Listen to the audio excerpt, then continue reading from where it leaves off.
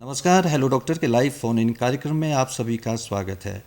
आप जानते हैं आपका फ़ोन इन कार्यक्रम है जहाँ आप हमसे सीधे सीधे इस आज के विषय के बारे में बातचीत भी कर सकते हैं। अपनी शंकाएं, अपनी जानकारी को चाहते हैं तो हमारे एक्सपर्ट के माध्यम से आपको पा भी सकते हैं, जिसके लिए आपको हमारे दूरभाष नंबर पर कॉल करनी होगी। और हमारे दूरभाष नंबर है 2800-177 और 2800-178।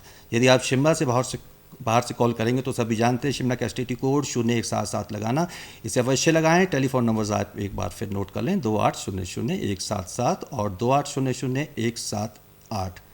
हमारे आज के इस कार्यक्रम में जो चर्चा के लिए हमने विषय चुना है वो है मधुमेह यानी डायबिटीज़, जिसके लक्षण के बारे में, उपचार और निदान के बारे में आपको विस्तार से बताएंगे हमारे आज के एक्सपर्ट डॉक्टर जगजीत सिंह, जो हिमाचल प्रदेश के ज़िला सोलन में MMU मेडिकल कॉलेज में मेडिसिन विभाग में हेड के पद पर कार्यरत हैं। तो प्रोफेसर जगजीत, आपका स्टूडियो में आने के लिए बहुत बहुत धन्यवाद। फर्स्ट ऑफ ऑल नमस्कार, थैंक यू। तो डॉक्टर जी, सबसे पहले आप हमें ये बताएं, जैसे आज हम मधुमेह यानी डायबिटीज़ के बारे में चर्चा आपसे करेंगे कि कितने प्रकार की होती है डायबिटीज़, क्या होता है, इसके लक्षण क्या हैं, इसका उपचार संभव है नहीं है, उपचार कैसे किया जा सकता है, और इसका निदान के बारे में विस्तार से चर्चा करें। लेकिन उससे पहले आप हमारे दर्शकों को ये बताएं कि वास्तव में डायबिटीज़ हम किसे कहते हैं, डायबिटीज़ या मधुमेह रोग क्या होता है? मधुमेह जी, जिसको डायबिटीज़ मेलाइटिस बोलते हैं, इसका बहुत पुराना रोग है। जितना ह्यूमन सिविलाइजेशन, इसका मतलब है पेशाब का मीठा हो जाना, अच्छा, यूरिन का मीठा हो जाना। और सबसे पहले इसको कैसे टेस्ट करते थे? यूरिन को टेस्ट करके टेस्ट करते अच्छा। थे और यूरिन मीठा हो जाता था, तो इसका नाम पड़ा मधुमेह। अच्छा। मधुमेह माना जाता है कि ये हमारे गलत खाना खाने से, हमारी गलत आदतों से, लगातार कसरत ना करने से जी, और जंक फूड खाने से मधुमेह ज़्यादा होता है और बढ़ रहा है। आज जो हम देख रहे हैं, मधुमेह बढ़ रहा है। ये इसके कारण है, जहाँ तो इंसुलिन शरीर में ख़त्म हो जाता है, जहाँ इंसुलिन होता है काम नहीं कर रहा। ज़्यादातर मधुमेह को देखा गया इंसुलिन से रिलेटेड में। और आजकल और भी रिसर्च चली गई है इंसुलिन और ग्लूकागोन के मैटर में। दो हार्मोन हैं जो शुगर को कंट्रोल करते हैं। एक शुगर को बढ़ाता है ब्लड खून में, एक शुगर को कम करता है। जो बढ़ाता है उसको बोलते हैं ग्लूकागोन, जो कम करता है उसको बोलते हैं इंसुलिन। इंसुलिन जहाँ तो शरीर में ख़त्म हो जाता है, जहाँ शरीर में होता है काम नहीं करता, उस स्थिति में हमारे ब्लड में, खून में और यूरिन में शुगर की मात्रा बढ़ जाती है, उसको बोलते हैं मधुमेह। अच्छा, तो ये बिल्कुल आपने बताया। जैसे हमें अगर हम शुगर की बात करें, जैसे आम भाषा में कहते हैं कि शुगर हो गया, यानी कि उसको डायबिटीज़ हो गया या मधुमेह रोग है। तो इसमें आपने जैसे बताया कि जो अगर हम खून की बात करें या पेशाब की बात करें तो उसमें जो शुगर लेवल है, जो कंटेंट है, जैसे मधुमेह की आपने बात की, जो मीठा के नाम से पहले इसको टेस्ट इसका किया जाता था, इसके बारे में जाना जाता था कि इसको मधुमेह है। तो अगर हम प्रकार की बात करें तो कितनी तरह का ये जो डायबिटीज़ है, जैसे आपने भी बात की, एक मेलिटिस की बात की, इंसिपिडिस की बात की, और कॉमन इसमें कौन सा है ये बताएं कि कितने प्रकार के हैं, और सबसे ज़्यादा कॉमन जो हैं किस टाइप के या किस प्रकार के जो ये रोग है मधुमेह का वो देखने को मिलता है। ज़्यादातर जो आम पब्लिक को, लोगों को पता है, उनको पता है डायबिटीज दो टाइप की होती है। दो तरह की होती है, टाइप 1 और टाइप 2। लेकिन जो साइंस में है उसमें ये गया है डायबिटीज 4 तरीके की है। अच्छा। एक टाइप 1 डायबिटीज जो 30 साल से पहले होता है। एक टाइप 2 डायबिटीज जो 30 साल के बाद वाला डायबिटीज़ है। एक तीसरे नंबर का डायबिटीज़ है जो प्रेगनेंसी में होता है, जो उसको बोलते हैं जेस्टेशन डायबिटीज़। जो जेस्टेशन डायबिटीज़ होता है वो सिर्फ प्रेगनेंसी में होता है, ठीक है ना। और एक चौथा टाइप बोला गया, और उसको बोलते हैं मिसलेनियस ऑफ टाइप डायबिटीज़। सो ये डायबिटीज़ जनरली 4 टाइप के होते हैं, लेकिन मोस्ट कॉमनली आम लोगों को जो पता है, मालूम है, उसमें टाइप 1 एंड टाइप 2 डायबिटीज़ है। और तीसरा जेस्टेशनल डायबिटीज भी लोगों को आजकल जैसे ज्ञानता हो रही है, अवेयरनेस हो रही है, तो जेस्टेशनल डायबिटीज़ के बारे में भी लोग काफ़ी अवेयर हैं, पता है उनको कि प्रेगनेंसी में भी डायबिटीज होता है, हो सकता है। हाँ। तो लेकिन मोस्ट कॉमन है डॉक्टर साहब जी, वो है कि टाइप 2 डायबिटीज़ अच्छा। आजकल सबसे कॉमन है। तो टाइप 2 डायबिटीज़ की अगर बात करें तो इसमें मुख्य तौर पर क्या चेंजेस बॉडी में देखने को मिलती है या किसके कारण ये होता है? इसके कारण बहुत सारे हैं। जी, एक कारण ये माना गया कि या तो शरीर में इंसुलिन की मात्रा कम हो गई। अच्छा। इंसुलिन क्या है? इंसुलिन वो पदार्थ है जो हमारे शरीर में शुगर लेवल को कंट्रोल में रखता है। अच्छा। तो या तो इंसुलिन की कमी हो गई, तो इंसुलिन की अगर हम बात करें तो शरीर में कौन सी हमारी ऐसी ग्रंथि है जो इसका जिसकी कह सकते हैं प्रोडक्शन है, इसकी जो सिक्रीशन है वो करता है? वो मैं बताता हूँ। तो जहाँ इंसुलिन की मात्रा है, इंसुलिन काम नहीं कर रहा। ठीक है। इंसुलिन होने जो पदार्थ है वो कहाँ बनता है? हाँ। वो बनता है हमारे शरीर में एक ऑर्गन है, उसको बोलते हैं पैंक्रियाज। अच्छा। पैंक्रियाज में एक आगे जाके सेल होता है, उसको बोलते हैं बीटा सेल। ठीक जो है। बीटा सेल मास सेल हैं वो हमारे शरीर में इंसुलिन को बुलाते हैं। जैसे हमने खाना खाया तो बीटा सेल स्टिमुलेट हो जाता है, नाल दी नाल इंसुलिन को शरीर में फुल मात्रा में, जी, फुल अमाउंट में रिलीज कर देता है, तो आके शुगर को बढ़ने ना दे। जो हमने खाया शुगर, तो इंसुलिन कहाँ बनता है? ये पैंक्रियाज में बनता है। पैंक्रियाज में सेल होते हैं जिसको बीटा सेल बोलते हैं, वहाँ इंसुलिन बनता है। अच्छा, तो ये बात हम हो गई जो अमूमन देखा जाता है कि आमतौर पर जो रोगी है इसी टाइप 2 जो कह सकते हैं हम कि मधुमेह है या डायबिटीज से ग्रस्त हैं। टाइप 1 में भी थोड़ा बता दें उसमें डॉक्टर साहब क्या होता है? हाँ, टाइप 1 में ऐसा कि बोला गया कि टाइप 1 है जो उसमें इंसुलिन बनाने वाले सेल जी। या पैंक्रियाज वो होता नहीं है। तो अच्छा। इंसुलिन की जो इंसुलिन बनाने वाली फैक्ट्री है वो नहीं है। तो फैक्ट्री में जहाँ रॉ मटेरियल नहीं है, रॉ मटेरियल क्या बोलते हैं? सपोज कर low beta cell. Beta cell खत्म हो जाता है, तो ऐसे मरीज को टाइप 1 वाले मरीज को जिसमें इंसुलिन बिल्कुल नहीं बन रहा है शरीर में, तो ऐसे पेशेंट को इंसुलिन लेना ही पड़ता है। अच्छा, ये भी जैसे बाहर से। जी डॉक्टर साहब, ये सभी जैसे जानते हैं कि कुछ की जो शुगर वो कहते हैं ना कि बहुत ज़्यादा उनको रहती है, या शरीर में जो पैनक्रियास जैसे बताया आपने ग्रंथि है वो अल्फा और बीटा सेल दोनों तरह से शुगर को एक मिनिमम लेवल पर हमने कंट्रोल करके बॉडी में रखना है। तो डॉक्टर साहब इसमें भी देखने वाली बात है, जैसे कुछ वर्षों पहले की या काफ़ी दशकों पहले की बात करें, ख़ास तौर पर अगर अब अपने देश की बात करें या तो जो शुगर का जो लेवल एक नॉर्मा कहा जाता था वो काफ़ी ज़्यादा था। शुरू में तो 180 तक ये था, फिर 150 आया और फिर काफ़ी वर्षों से दशकों से ये 120 पे पहुंच गया। अब फिर बात हो रही है कि इसका लेवल थोड़ा सा और भी हो सकता है। तो अगर हम बात करें एक नॉर्मल कोई एक इंसान है वो कैसे करके पता लगा सकता है कि उसको कहीं शुगर तो नहीं है? इसमें थोड़ा लक्षण के बारे में थोड़ा सा आप हमें बताएं। लक्षण जो शुगर कैसे पता लगता है कि हाँ। आदमी कैसे सोच सकता है कि उसको मेरे हो को सकता है शुगर है? हाँ। तो कहा जाता है कि आदमी खुद अपना सबसे बड़ा डॉक्टर है। जी। सपोज कर लो रात में पहले जो यूरिन बार बार करने उठता है पेशेंट, अच्छा। उसको बोलते हैं इंग्लिश में पॉलीजूरिया। पॉलीजूरिया मीन बार बार पेशाब करने उठता है। ये डायबिटीज का मेन लक्षण है, लेकिन ये और बीमारियों में भी हो सकता है। पेशाब की इन्फेक्शन में हो सकता है, डायबिटीज इंसिपिडस में हो सकता है। लेकिन अगर ऐसा होता है बार बार आप रात को यूरिन करन फ्लश में जाते हो तो आपको शुगर टेस्ट कराना बहुत जरूरी है। अच्छा। दूसरा है भूख लगना।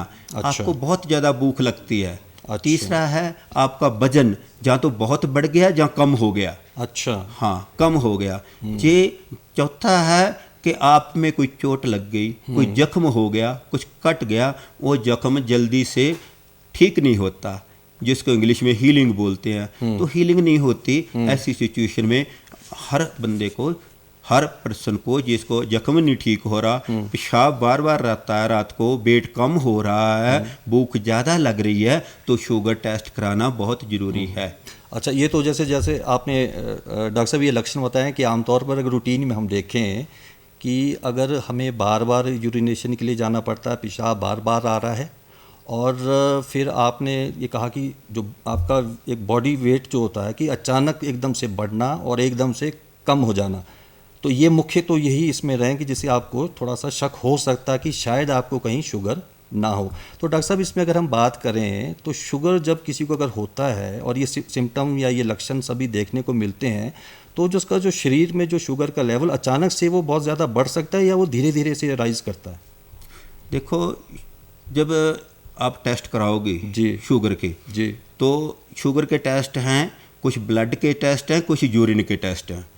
तो आप पहले सबसे पहले टेस्ट करते थे वो यूरिन का टेस्ट करते थे, फिर यूरिन के डिपस्टिक टेस्ट करते थे। अभी करने लगे blood sugar test. Blood sugar test दो तरीके का है, खाली पेट और खाना खाने के बाद। जो खाली पेट वाला है उसको बोलते हैं फास्टिंग। जो खाना खाने के 2 घंटे बाद है या ग्लूकोज खाने के बाद टेस्ट करते हैं उसको बोलते हैं पीपी, पोस्ट प्रेंडल टेस्ट।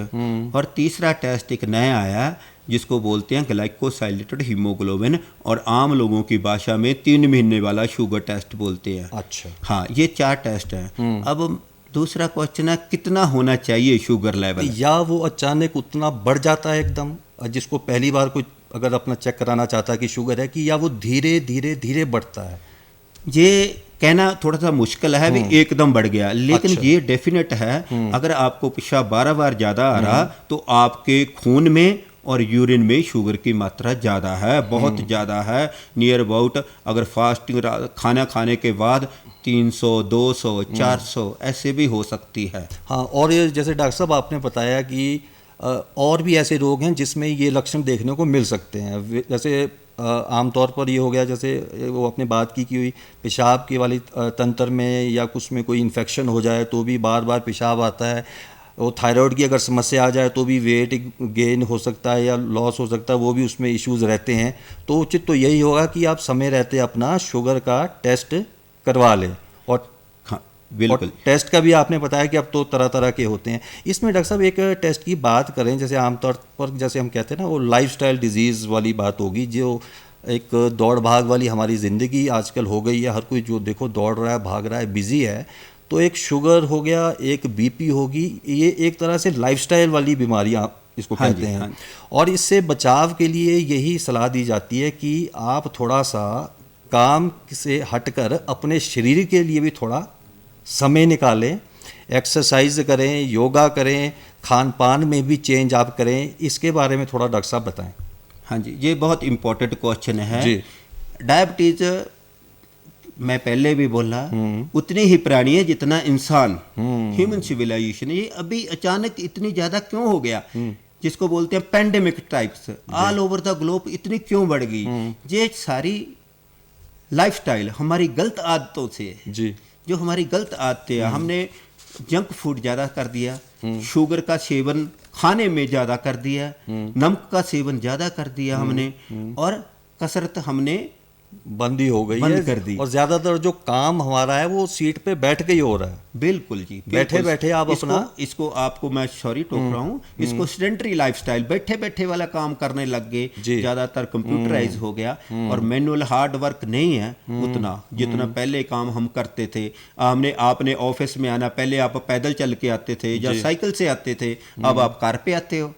तो हमने अपनी आदतें बिगाड़ ली हैं। आदतें बिगाड़ने से, जिसको बोलते हैं लाइफस्टाइल, हमने अपना लाइफस्टाइल ऐसा कर लिया कि हम बीमारियों के प्रोन हो गए हैं, बीमारियों हमारे को पकड़ने लग गई हैं, जैसे डायबिटीज मेलाइटिस है और ब्लड प्रेशर है। जी। अच्छा, तो ये तो जैसे आपने बताया, हमें लक्षण बताएं क्या क्या हो सकते हैं, हमें फिर उसका टेस्ट वगैरह कैसे करके हम पता लगाएं, और हमें समय समय पर टेस्ट करवाना है ताकि हम इसको एक तरह से डायग्नोज कर सकें। तो अगर ट्रीटमेंट की हम बात करें तो शुगर अगर किसी को हो गया है तो ऐसा क्या संभव है कि उसकी जो ट्रीटमेंट भी हो जाए और उसकी दवाइयाँ भी बंद हो जाए? जैसे आमतौर पर डॉक्टर साहब धारणा ये है, कॉमन मैन ये सोचता है और यही हम सुनते भी आ रहे हैं कि जब एक बार जैसे बीपी की बात करें, वैसे शुगर की बात करें, अगर एक बार दवाइयाँ शुरू हो जाएं तो भाई ये लाइफ लॉन्ग आपको खानी पड़ती है, उम्र भर, ज़िंदगी भर दवाइयों का सेवन करना पड़ता है। तो क्या ऐसा वाकई इसमें सच्चाई है कि आप दवाइयाँ इसकी बंद भी हो सकती हैं? थोड़ा इसके बारे में बताएं। ये क्वेश्चन आप, मैं बोलूँगा आपका क्वेश्चन ठीक भी है और गलत भी है। कैसे ठीक कैसे है? ठीक ये है, अगर आदमी अपने आप को सुधार ले, जी, लाइफस्टाइल चेंज कर ले, शुगर में है ना, डायबिटीज है और ब्लड प्रेशर है, डेफिनेटली उसको दवाइयों की जरूरत नहीं है। सपोज कर लो मैं बोलता हूँ कि किसी बंदे को शुगर हो गया, उसकी 3 इलाज हैं। सबसे पहला खान पीन में परहेज, ठीक है। दूसरा आप लगातार कसरत, योगा करो, रनिंग करो, स्विमिंग करो, खेलो, जी, कसरत है ना, कसरत। तीसरा है दवाइयाँ, खाने वाली गोलियां। चौथा है इंसुलिन। ये 4 ही इलाज अमेरिका में भी है और हिंदुस्तान में भी है। पहले वाले 2 आप कर लो, आपको दवाइयों की, गोलियों की और इंसुलिन की जरूरत नहीं पड़ेगी। अच्छा, बंद हो सकती हैं। बिल्कुल। तो ये तो दर्शकों आप उसका ध्यान रखें, जैसे आमतौर पर हम सभी समझते हैं और हमें सुनते भी आ रहे हैं कि जो शुगर की जो बीमारी अगर किसी को है तो उसको ज़िंदगी भर शुगर की जो दवाइयों पे रहना पड़ेगा, ऐसा नहीं है। इसलिए उचित है कि आप अपनी जो आपकी नॉर्मल एक लाइफ की जो रूटीन होती है उसमें थोड़ा सा आप चेंज करें, अपने खान पान में चेंज करें, आप थोड़ा एक्सरसाइज को समय दें, आप थोड़ा फिजिकल कसरत वाली वो बात करें, वॉक पे आप निकल जाएं, कोई मेडिटेशन कर सकते हैं, योगा आप कर सकते हैं। तो इस ओर भी वैसे अगर देखा जाए डॉक्टर साहब कि लोगों का रुझान बड़ा है, तो इसलिए हम इसको कंट्रोल भी कर सकते हैं। एक चीज़ मैं आपसे और जानना चाहता हूँ कि शुगर की अगर हम बात करें, वो जो कहते हैं ना, उसको मशीन सब ने लगभग रखी होती है घरों में, उसको चेक करते हैं, तो उसकी जो रीडिंग है, उसका जो टेस्ट है जो हम मशीन के माध्यम से घरों में करते हैं, और अगर हम उसका अस्पताल में वो टेस्ट करवाएं तो दोनों की रीडिंग में कोई फ़र्क है कि दोनों ही करेक्ट हैं? क्योंकि आमतौर पर तो ये कहते हैं ना, हॉस्पिटल में आप जाएंगे तो उसकी भाई जो टेस्ट है वो अलग तरीके से होता है और उसकी रीडिंग ठीक आती है, लेकिन हमने हॉस्पिटल में भी देखा कि वो भी कई बार उसी तरह की मशीन का उपयोग करते हैं। तो इसके बारे में थोड़ा बताएं कि रूटीन में अगर हम टेस्ट करना चाहें अपने घर पर तो वो मशीन कितनी कारगर आपको सही रिजल्ट दे सकती है? ये आपका बहुत अच्छा क्वेश्चन है। हम सारे अपने जो ऑडियंस है, जो हमारे सुनने वाले जो हैं हमारे, सबको पता होना चाहिए। जो घर वाला शुगर करते हैं, हम ग्लूकोमीटर से करते हैं, जो लैब में करते हैं, दोनों को करने का तरीका अलग है। अच्छा, एक फोटोमेट्री से करते हैं, एक जीओडी पीओडी मेथड से करते हैं लैब में। और ज़्यादा जो ग्लूकोमीटर वाला वो है, वो सिर्फ ग्लूकोज मॉनिटरिंग करने के लिए घर में, शुगर एकदम कम तो नहीं हो गया, अच्छा, हाइपोग्लाइसीमिया जिसको बोलते हैं। दूसरा, एकदम शुगर बढ़ तो नहीं गया, जिसको बोलते हैं डायबिटिक कीटोएसिडोसिस, जहाँ हाइपर ऑस्मोलर कोमा। इन दोनों को, जहाँ शुगर एकदम एक्सेस में तो नहीं, ज़्यादा तो नहीं हो रहा, आउट ऑफ लिमिट तो नहीं हो रहा, ये मॉनिटरिंग के लिए। ये जो घर वाला ग्लूकोमीटर है, डेफिनेटली हर किसी के घर में होना चाहिए, लेकिन ये एक्यूरेट नहीं है। ये थोड़ा सा ज़्यादा बता सकता है, आपकी रीडिंग को ज़्यादा बता सकता है, 10 से 15 ज़्यादा बता सकता है, लेकिन इसको हम बोलते हैं लैब टू लैब और इंस्ट्रूमेंटल और पर्सनल वेरिएशन, इसको बोलते हैं वेरिएबिलिटी। वेरिएबिलिटी मतलब एक लैब में कराओगे, दूसरी लैब में कराओगे। इंसुलिन एक लैब में 110 आएगा, दूसरी में 120 आएगा। ग्लूकोमीटर में भी ऐसा ही है, उसको करने का तरीका है। अगर आपने थोड़ा सा स्पिरिट ज़्यादा लगा दिया तो आपकी रीडिंग बढ़ जाएगी। और डेफिनेटली एक कैपिलरी से ब्लड लिया, एक वेन से ब्लड लिया, उसमें भी अंतर है, किसी में कम, किसी में ज़्यादा। तो इस वेरिएबिलिटी को, इस उतार चढ़ाव को, जो वेरिएबिलिटी है किसी में कम किसी में ज़्यादा, इसको कैसे किया जाए?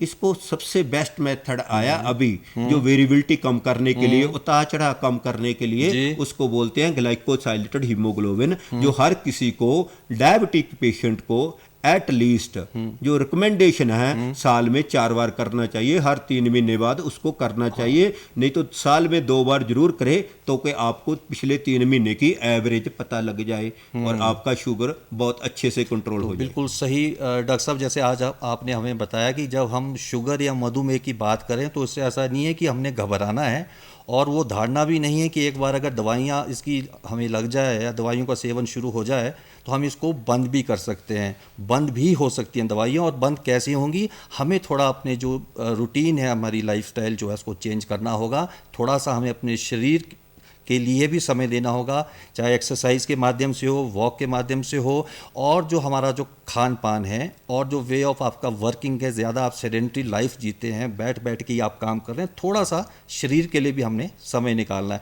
डॉक्टर जगदीश, आप आज हमारे स्टूडियो में उपस्थित हुए और हमारे दर्शकों को बहुत अच्छी आपने जानकारी दी, और आशा करते हैं कि जो जानकारी आपने दी हमारे दर्शकों ने उस पर उसको नोट भी किया होगा, उस पर अमल भी करेंगे, ताकि एक स्वस्थ जीवन वो जी सके। डॉक्टर साहब, आपका स्टूडियो में आने के लिए एक बार फिर से बहुत बहुत धन्यवाद। तो ये था हमारा आज का कार्यक्रम। आप देखते रहिए दूरदर्शन। दीजिए डॉक्टर राजीव वैद्य को इजाज़त। नमस्कार।